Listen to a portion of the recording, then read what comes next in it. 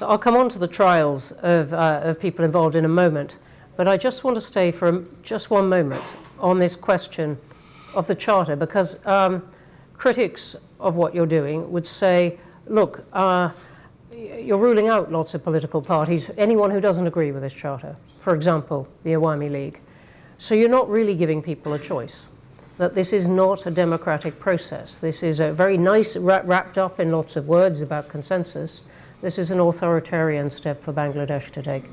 Yeah. Well, there's a debate about that too. I mean, the debate is Awami League a political party? If they can kill young people on the street just like that, make people disappear just like that, steal money just like that, would you still call it a political party? So that's a debate. This is not a judgment. The issue came on the 5th of August. The former Prime Minister fled the country. So people were celebrating in the whole country. Finally, we are free. So we thought this ends on the 5th of August after the departure of former Prime Minister. For us, chapter is closed. This part is over. Now it's a country without them. But those who fled, for them it didn't end. They continued the same thing, in absentia, doing it from another country, exciting people. They're fighting on the street. This is the 10th month now. None of that party has ever expressed this remorse. Sorry, our fault, somebody's ordered, somebody got killed, I'm not responsible for it. I feel terrible that I have to be part of that. None of them. So we are in for them it continues. So for us it is ended. So we don't feel safe there on the street demonstrating. They're threatening the people who are already the leaders of this uprising. So safety of the country, safety of the politics of the country, the nation has decided that for the time being, the activities of Awami League will be suspended for the time being. That's all we have done. We have not banned Awami League, we have not done anything. Until the trial is over, that's all. The trial of those people? All the people who were found guilty. So let me ask you then about that. Sheikh Hasina is obviously under the care of India, now in a secure house there, which she fled to. We'll come on to relations with India as a result. But if I said to you, why not leave the question of the trial to the next elected government? What would you say? Why is this interim government going to deal with it? I didn't decide it. We are given this task by the people who invited us to take the responsibility, 3 tasks. And we accepted those 3 tasks. We are just going through that. Let me just ask you one other thing on this particular period. I'm looking over at some of the media, but there have been a lot of reports of a clampdown on media in Bangladesh over this period. What is your response to? It's false. It's not true. Not true. They never had so much freedom in their life. They can say anything they want. Yeah, we may hear some of that later. I know. Yeah. Let me then come on to other questions about the economy, which is the role of anyone who takes on a job as you have done, and suddenly dealing with the economy of your country at a particularly difficult time. What has been the impact of the upheaval in tariffs that the world is going through? Well, this is a very tough job for us. While the world is going through all these problems, we are going through another set of problems. We are at the 0 level of our economy, or a negative level of our economy. Not only 0. 0 is still, you have a positive thing that you can move. We have huge bills to pay because all the mega projects previous government took, so that they can make lots of money out of that, cut from those things. Now they are maturing to be paid. We don't have any money. All the resources from the banks, from the other sources, non-banking sources. In total, the estimate given to our white paper, $234 billion taken away from the country, and documented in which way and so on and so forth. So that's where we are. Resources gone. We start from obligations to payment. It's a negative. Our foreign exchange reserve at the bottom because it's empty. Banking system collapsed completely because the banking system is very easy to transfer the money, very simple procedure. Under threat, the whole board resigns. You put a new board of your choice and start issuing loans to your friends with the understanding this is a gift you get. You never have to pay back. There's no collateral, nothing. So this is the banking system we inherited. So we have to restore the banking system in some way. We have to make payments for all those people who are knocking at the door with the big checks, big bills that we have to pay. Otherwise, we're going to the court, which is not good for us. So we have to, and in that crisis moment, the best thing that happened to us, the overseas Bangladeshis, many of them are here, in London, in England, and so on, in Middle East. They kept sending remittances, huge amount of remittances, and that saved us. The economy was saved with them. And that remittances keep growing, keep growing, keep growing. Today, our balance of payment situation is completely changed. As you said, and that has been a real transformation. The IMF, though, is having a lot of meetings with Bangladesh, and it is quite clear on this, it doesn't want Bangladesh to wait for the next government, it wants the interim government to deal with some of the things right now. One of the things it wants is that you find a way to increase the rate at which people pay tax, that more people pay tax, that you can collect it better. Is that something you think is within the powers of an interim government? The first thing I must mention in this, amazing response we get from all the governments of the world. Enormous support. They feel so relieved that finally this thing happened. Now we can have a government we can talk to and we can work with. And they said, any support you need, please tell us. We'll be very eager to do that. So that gave us a moral boost, that we are not abandoned. Government of United Kingdom, Great Britain is one of those countries. We are very grateful to them. Like European Union, United States, Japan, China, you name it. Every single government came with the enormous amount of support. And that gave us a moral boost that yes, we are not abandoned, we are not alone, they'll be helpful. And they were really helpful. You mentioned IMF. Yes, IMF also helpful. World Bank is helpful. All the international agencies. Not everyone uses those adjectives, so I'm telling you it's a very concrete thing. Yes. The one that IMF came into the picture because the last debate that we had for the final release of the fund, the IMF was controlling and they agreed to give us, that you have to open your foreign exchange rate. It should be left to the market. We are worried about it because so far we are controlling it so that we don't kind of expose ourselves in the drain of all the foreign exchange gone because of the system. So opening this to the market is a real a big decision for us, which we debated, and but the IMF said, no, nothing doing. Unless you do that, we are not releasing our funds. We tried to convince them and explain the danger of it and so on. They said, no, we understand. But we studied, I think you can handle it. So we started saying, are we able to handle this? Let's open it up. Finally say, if they see some positive thing, why aren't we seeing it? So I challenged them. They finally agreed that let's do that. And tell them again, kind of note, in case we get into difficulty, we'll revert. This is just to protect ourselves. IMF says, okay, go ahead.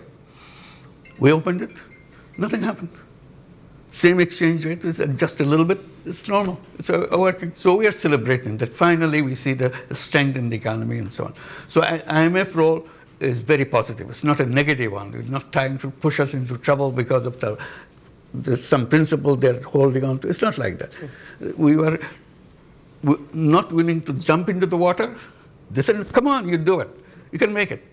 And finally we made it. That's it. So we are thankful to IMF. Okay.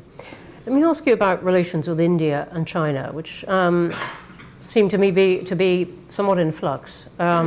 Sheikh Hasina's government was very close in a way to India. Now she's there. Relations with India perhaps a bit less cool, a bit cooler between your team and Delhi now. Perhaps a little bit warmer on China now. What is your account of this and what you are trying to do in foreign policy now?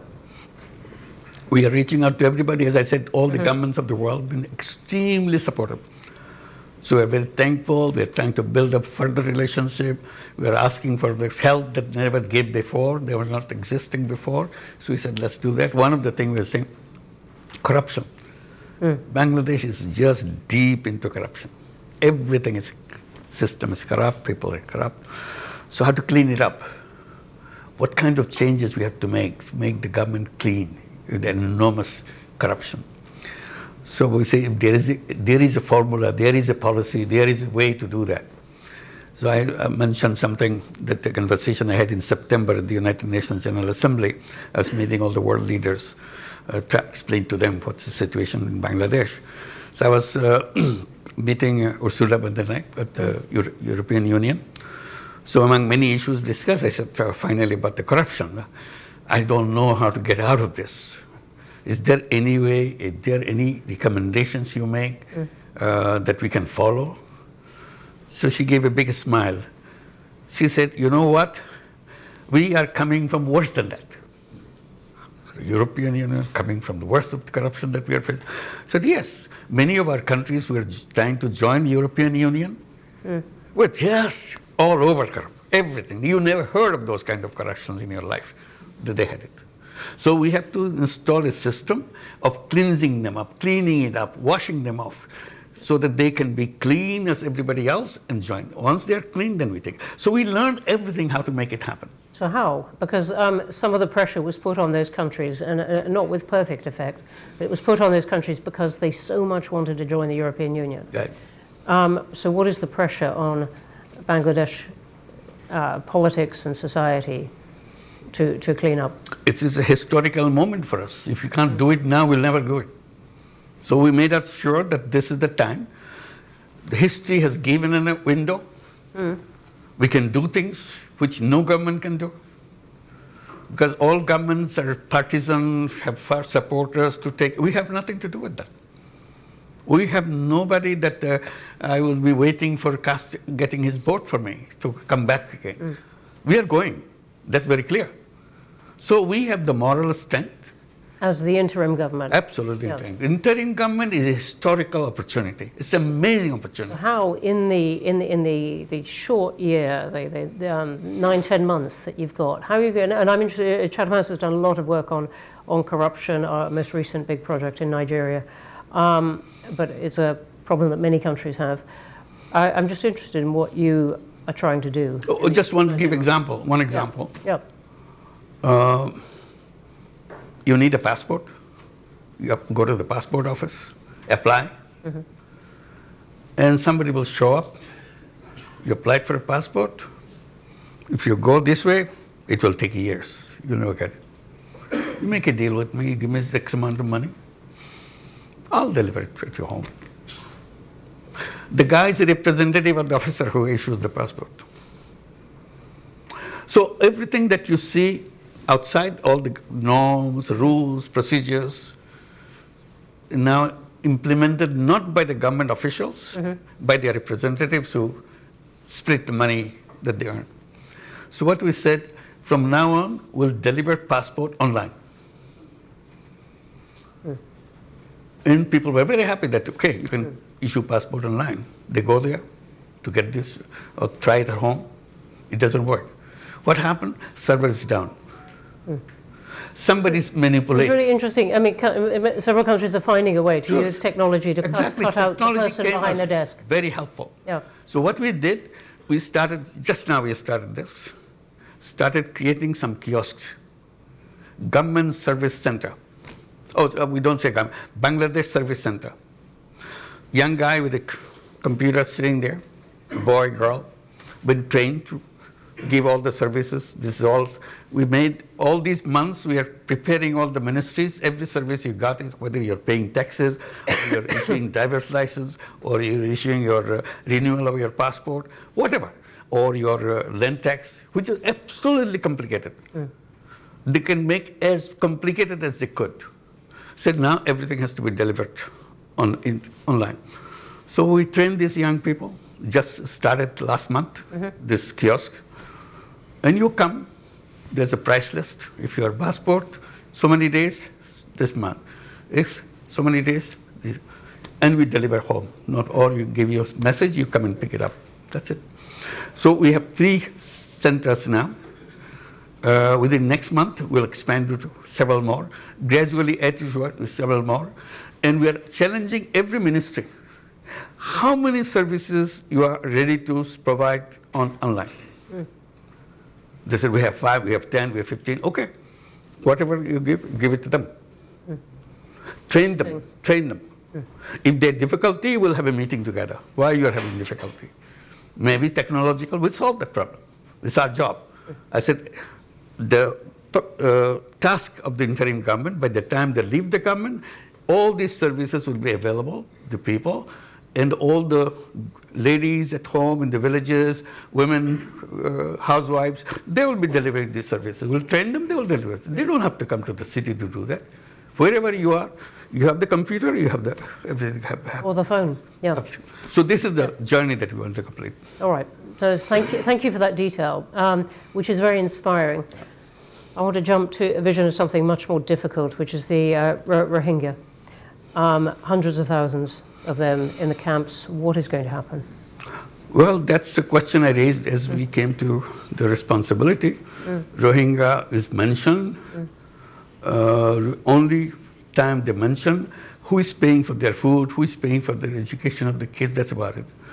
I said, then what? No question. Nobody's answering that question. There are international organizations helping this. I said, the question must be answered when they're going to go back. What is their future? That question was never discussed. I said, I want to discuss that. I want to raise that. So we went to the United Nations General Assembly. I had a special meeting of all the donor countries were helping the Rohingya issue, and raised this issue.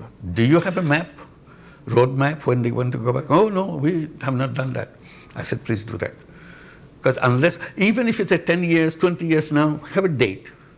And we know 1 year less now, another year gone, and we go there.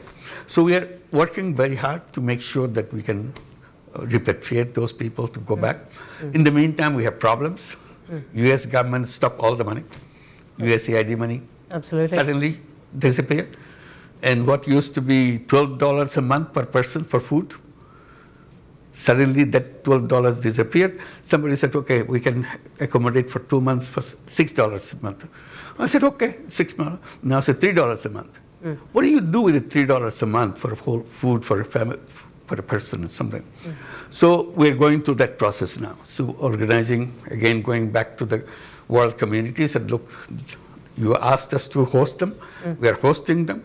But responsibility of maintaining them, you took yourself. So please don't create a problem. Who are you talking to in that? Who do you really have in your sights that you would like help from? There's a whole group of countries who are with us, who was connected with the Rohingya thing. We have meetings with them. Is the UK one of those?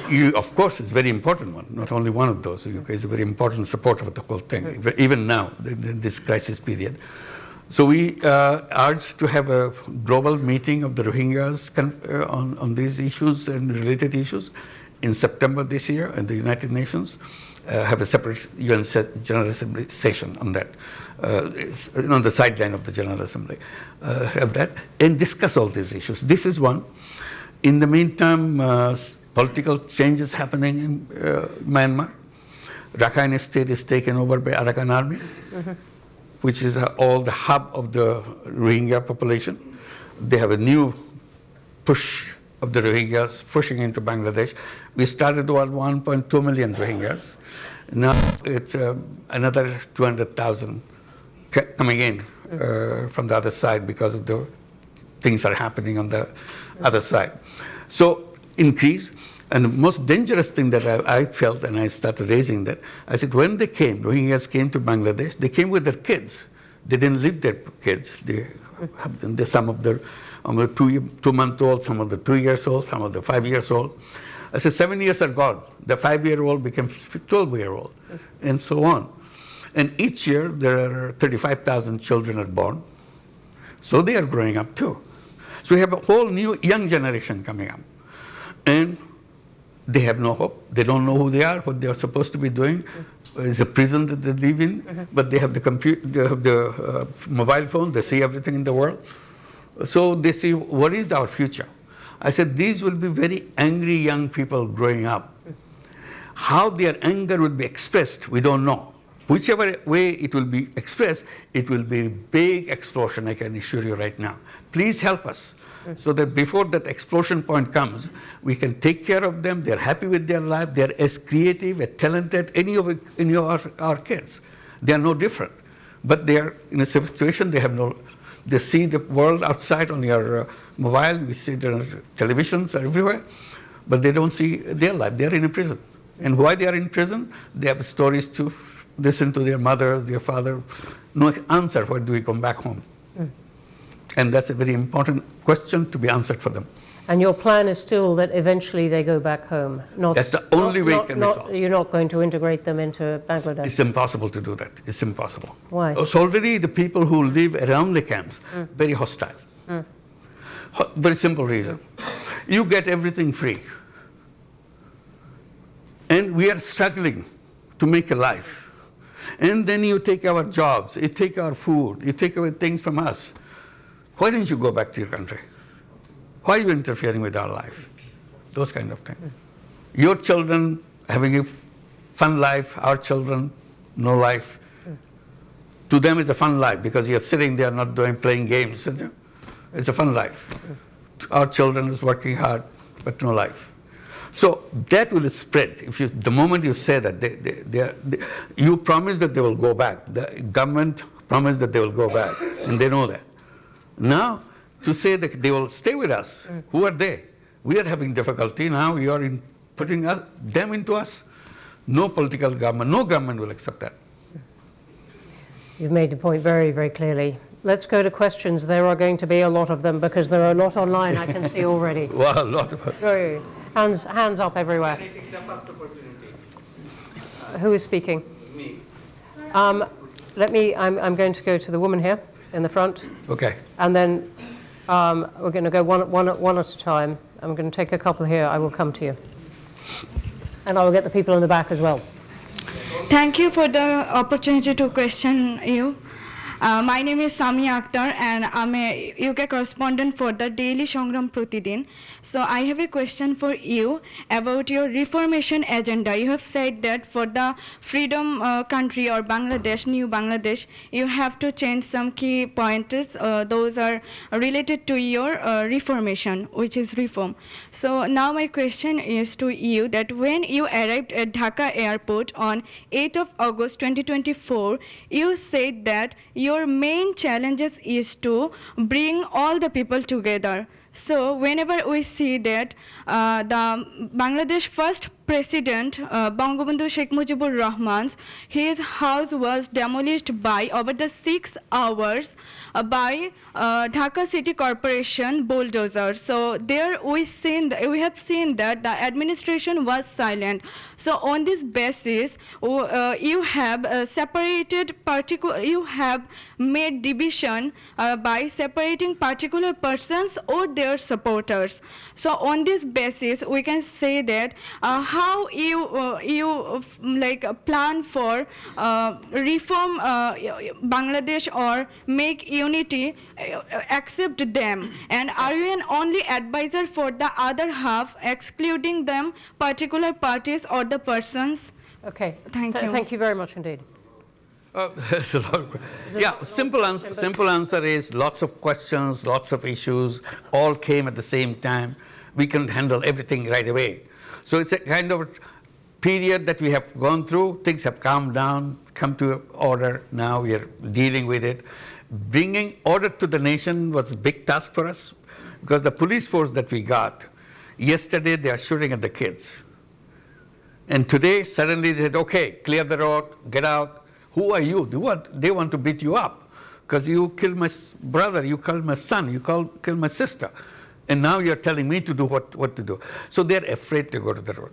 So we had a deadlock situation. We didn't know how to handle those kind of things. So it took time.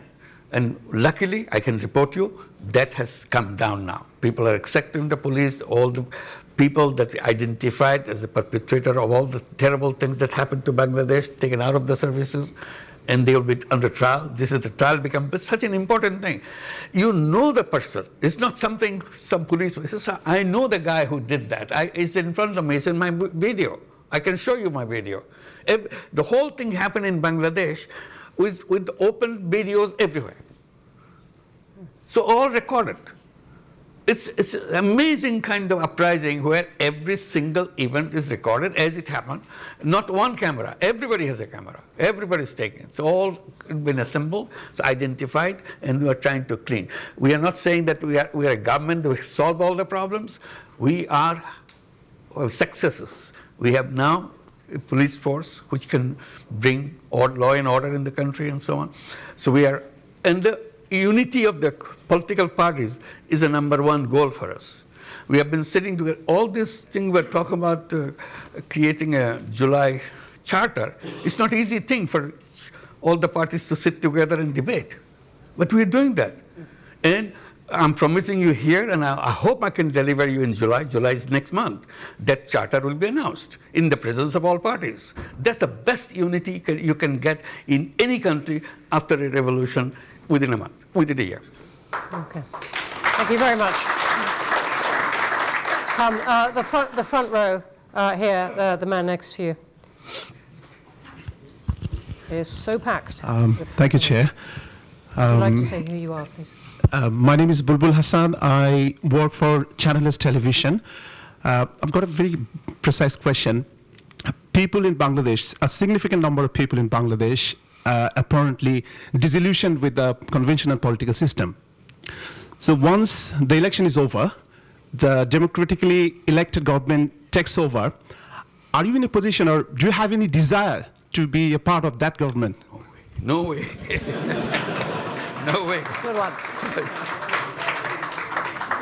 I think none of our cabinet members would like to do that, not only me. So our job is to make sure the transition is managed well and people are happy when we hand over power to the elected government. So we want to make sure election is right. That's a very critical factor for us.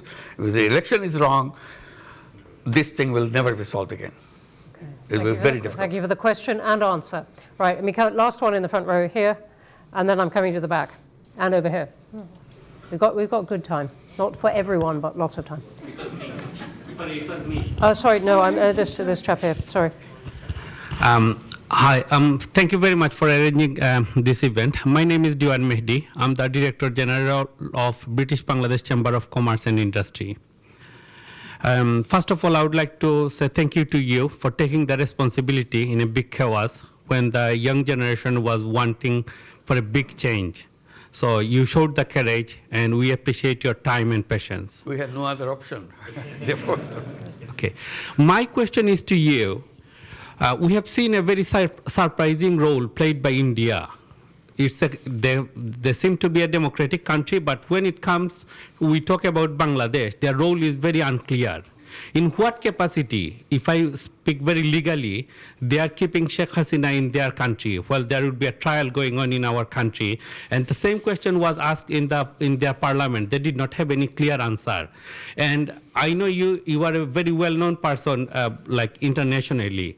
In order to create pressure on India, how you are using your lobby in terms of United Kingdom, in terms of USA and other countries, because this is very surprising in 21st century. If we see a prime minister fled from one country after killing thousands of people, after making injured thousands of students, like number of incidents we have seen there was no internet even. Our friends were there, our family member was there, and someone needs to take the responsibility. And in what capacity India is keeping her? Thank you for the question. As you described, if I had the chance to show the 1 minute video of 1 minute video for the entire thing, so whatever somebody captured, you'll understand what it is, how the things happen, how terrible things, how cruel things happen. So it's not the 1 minute. It goes on month after month that happened and came to the peak of this in July, and finally 5th of August, the government disappeared. So all this anger is in there, and the whole anger and everything is now transferred in India, because she, the Prime Minister, went there and started, not only she's living there, the problem is, when I had a chance to talk to Prime Minister Modi, I just simply said, you want to host her? I cannot force you to abandon that policy, but please help us in making sure she doesn't speak to Bangladeshi people the way she is doing. She announces on such and such day, such and such hour, she will speak. And the whole Bangladesh gets very angry. That why is she speaking? Why is she keeping this whole anger thing inside of us now? And is India doing what you asked? No. Modi's answer, I quote, he said, it's a social media, we cannot control it. What can you say? It's an explosive situation. You can't just walk away by saying it's a social media. So this is what is still going on. May I ask you, I believe in technical terms, you've written an informal, an unsigned diplomatic note to India. Yes, we did. Asking for her extradition. Absolutely. And they've noted that it has arrived. But does that mean, in a sense, you're leaving it to the next government? This will continue. I mean, this is, but it is now, in the meantime, another stage has come. I just want to add. Now there's a case. The International Criminal Tribunal has started the trial process. They send notices to Hasina for all the crimes she has committed, part of the crimes. There's so many other crimes coming up. So they have to respond to that notice. This is a legal notice now. So we have to go to the Interpol and all the other things that happen through that. This is the process that we are following. We want it to be very legal, very proper. We don't want to make sure that we do something out of anger or something. We want to build the best of relationship with India. It's our neighbor. We don't want to have any kind of basic problem with them. But somehow things go wrong every time, because of all the fake news coming from the Indian press. And many people say it has connections with the policymakers on the top and so on. So this is what makes Bangladesh very jittery, very, very angry. We try to get over this anger, but the whole barrage of things keep happening on the cyberspace. We can't just get away from that. Even if I try to peaceful, suddenly they say something, do something, anger comes back. Okay. So this is our now big task to make sure that we can have at least a peaceful life to go on with our life, to create the life that we are dreaming about. Okay, thank you. I'm going to take two now. You've been very energetic, right by the wall. Yep, you. And then I'm going to take the one who has been, yes, you, who is going like that. Right at the back. Yep, you, pointing at your own head. Yep. Thank you, Professor Yunus. My name is Nazimuddin. I'm the chairman of Chattogram Samiti, UK. I was born just 2 miles away from your birthplace. Okay. So with that disclaimer, I wanted to ask a question to you. Will you seize this opportunity, this moment, to break free from fascist structure and system, and then allow the people to vote for the reforms that you are taking and embed that reform into a constitution, and through referendum, allow people to vote for it? As far as I'm aware, about 20,000 comments that I read on social media, 95% people support your reforms. We don't want to be hostage to political parties.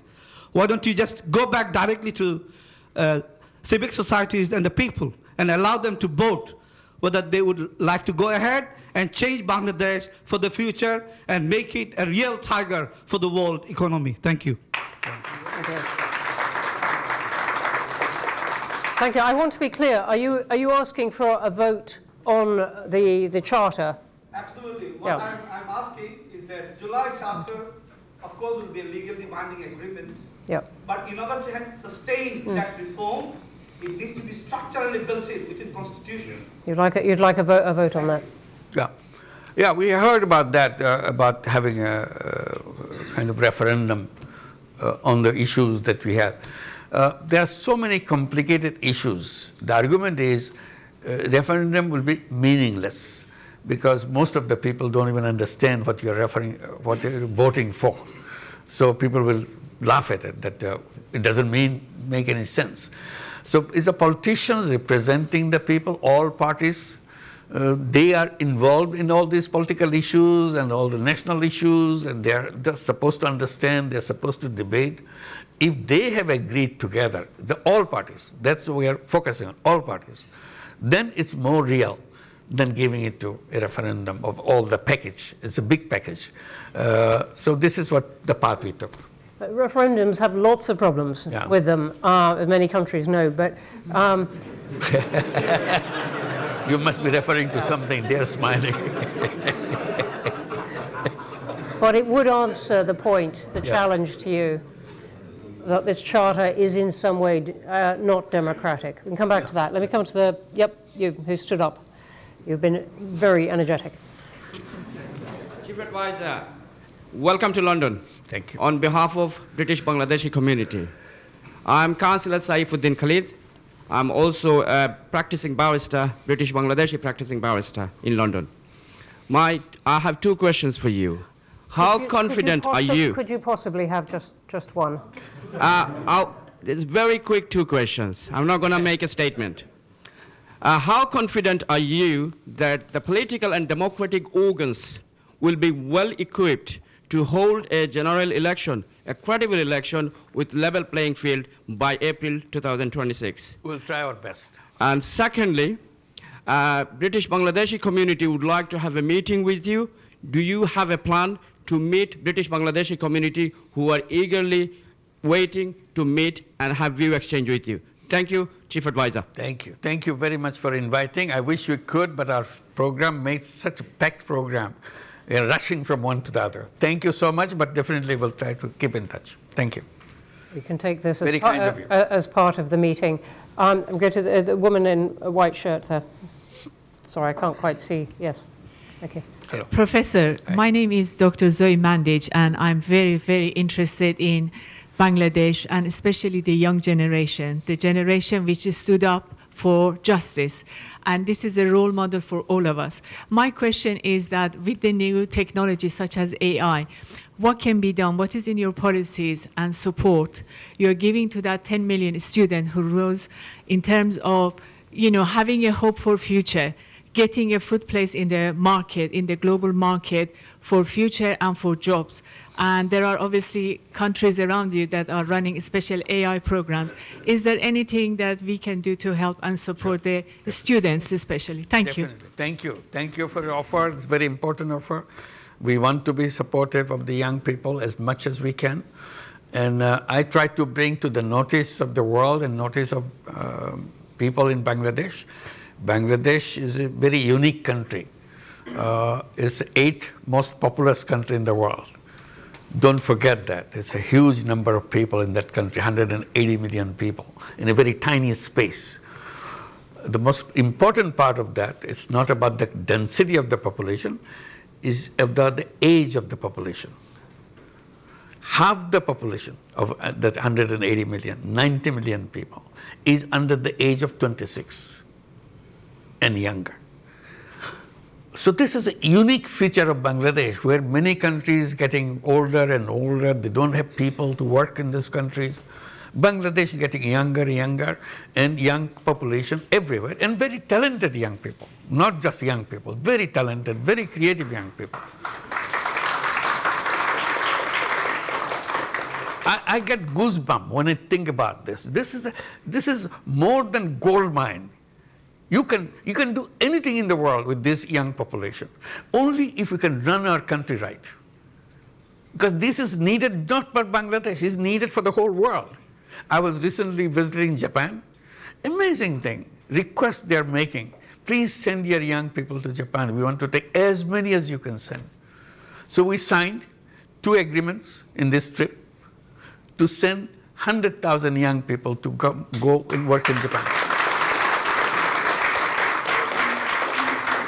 And I said, please keep these doors open so that we can continue to bring young people from Bangladesh, boys and girls, not just boys and girls, to come to Japan and do everything that you need to do, because you don't have any population to run your factory, run your businesses, run your buses. Their buses are stopped. They have no driver. Their taxis don't function. There's no driver.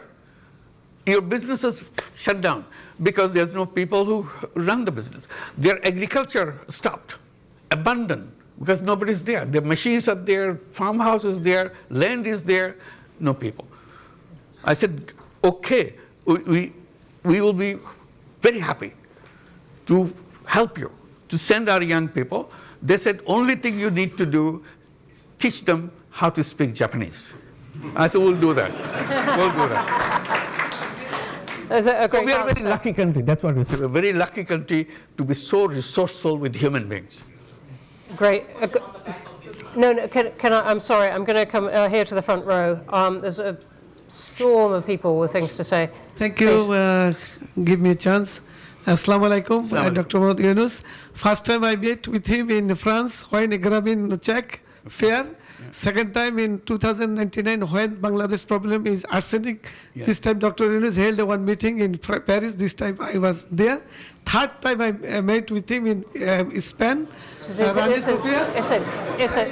is a wonderful history, but please could you get to the question? Thank you. Today I am, thank you for everybody to arrange this meeting about in Bangladesh situation.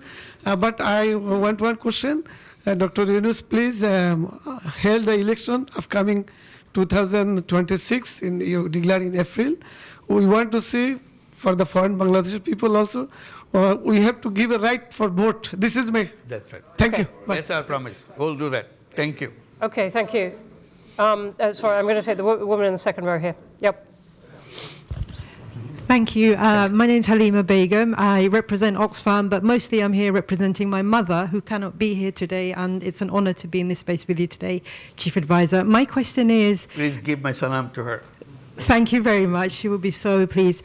The question really I have is how much security can you offer to the protection of women's rights and gender? Because often when we see challenges around democracy, it's women who are then exposed. And as we know, the rollback of gender is quite a significant concern at the moment. Thank you. Thank you very much. There are not so many women in this audience here today, so thank you for the question. Very bold recommendations. Women are outspoken. There are many members in our cabinet, represent them, women cabinet members. So the status-wise, we are doing the best possible way. We are not perfect. Definitely Bangladesh has lots of difficulties in getting all the rights established in an open and fair way. But government is committed to establish them. That's all we can assure you. Thank you. Thank you. And the woman here in green on the aisle. No, sorry. I'm so sorry. It was a very good beginning. Let me see if we can get you in. Let me see if we can get you in as well. Thank you very much. Thank you. It's working. It's on. Your Excellency, welcome to London. My name is Zamira Konopianova. I work for Chevron. So we are one of your largest investors. We've been partnering with your country for over 30 years. My question is, what actions your government is taking to attract foreign direct investments into Bangladesh and specifically into the energy sector? Thank you. We are very, very active on that. We have been holding summits of investors, and Chevron is a participant on that. We're inviting many other companies to come and invest. And we are promising them something very important, that you don't have to come and invest here just to sell your things to Bangladesh. Bangladesh is offering itself to be the production hub for the world, not just for Bangladesh. So we provide young people that are ready to work for you, and we provide all other facilities so that you can plug and play situation. You bring your factory, produce it and sell it to the world. In return, also, we are promising that we will build our port facilities in a world-class way so that you don't have any difficulty in bringing things to Bangladesh and sending out your products that you have produced here. So that's how we are bringing the investors, not only for Bangladesh, we also keep reminding them, you have a big market right here, not just Bangladesh.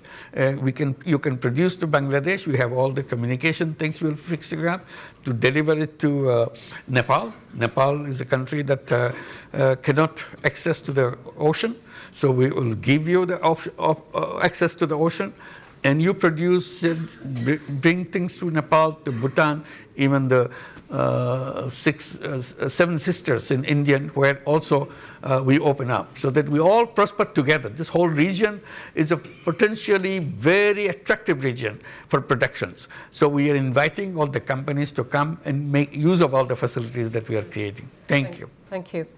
And I'm going to take a couple of questions from online. There are brilliant questions online, particularly about the election process. I think we've covered it as much as we can in the time, but thank you for the questions. Let me take a pair of questions which are on the Bangladeshi community in the UK. One from Anamoy Chowdhury saying, Your Excellency, Bangladeshis living in the UK are sometimes regarded as a disadvantaged community in comparison to others. What advice would you offer to help shape a more prosperous future for them? And then there's one from Katie Dominy saying, what would you like the British Bengali community to do to help Bangladesh? Absolutely. This is an opportunity of lifetime. That you are here, you are lucky that you have access to so many knowledge and success and services and resources. Please bring it to make changes happen in Bangladesh. This is the time for Bangladesh to change fundamentally, not just a touch and go kind of thing. It's a fundamental changes Bangladesh is waiting. One of the things we're encouraging to build up apps so that you can tell us who is willing to do what kind of facilities, what kind of knowledge, what kind of ideas that you can share with us so that you can come and help us to build the country that we are all trying to help transform itself in the quickest way possible. The potential is there. Simply connections with the people. Your here is a tremendous resource for us. Here in the USA, in Japan, in many other countries, the Bangladeshi community, very resourceful community, and we'll be very happy to have your support and your work. Thank you. On that note, we are going to have to stop. I am so sorry. There are so many questions up. Thank you. Thank you. Thank you.